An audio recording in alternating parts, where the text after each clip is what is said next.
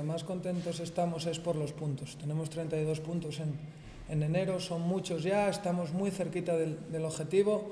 Y después, pues bueno, es un partido importante porque es un derbi, porque veníamos con muchas bajas, porque el compromiso de los futbolistas se demostró, tuvimos que acabar jugando con 3 jugadores fuera de sitio y bueno, estamos aprendiendo a competir, ¿no? Ya van 2 partidos, el otro día en Guernica, donde los últimos 20 minutos se nos hicieron duros y aprendimos a no perder, y hoy pues en un partido también igualado, que normalmente se ponía de cara del rival, pues hoy fuimos capaces de hacer un gol en una jugada de estrategia que también es una parte importante del juego y decide partidos en esta categoría. Entonces pues muy contentos, pero sobre todo por la puntuación de este equipo que ya nos acerca al objetivo.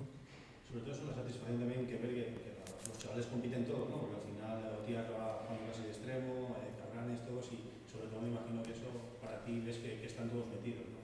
Yo creo que es una de las cosas más importantes, ya lo decía cuando estábamos en tercera, es importantísimo el vestuario. Tenemos un vestuario muy sano, muy noble, que entrena muy bien, que se respeta muchísimo al que juega 90, al que juega 50, al que no juega nada. Yo llevo 2 jugadores como Andrés y Otía, que los quiero felicitar públicamente porque salen fuera de sitio con una actitud encomiable y suman tanto como el que juega 90 minutos, ¿no? Vamos a tratar de seguir esta línea, que todo el mundo esté enganchado y bueno, vamos a tratar también de recuperar gente, a ver si somos capaces de mantener este nivel todo lo que queda de temporada. Bueno, todavía quedan varios días del mercado de invierno, se ha ido Sergio Ríos, me imagino que el club sigue trabajando para posible llegada, ¿no?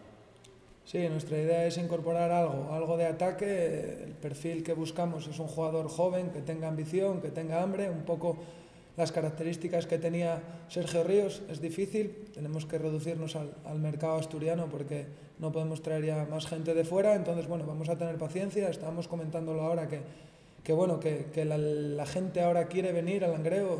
Hay muchos casos ya, Alberto Callarga, Claudio Medina, Cris Montes, Sergio Ríos, seguramente en junio sea Ricky también.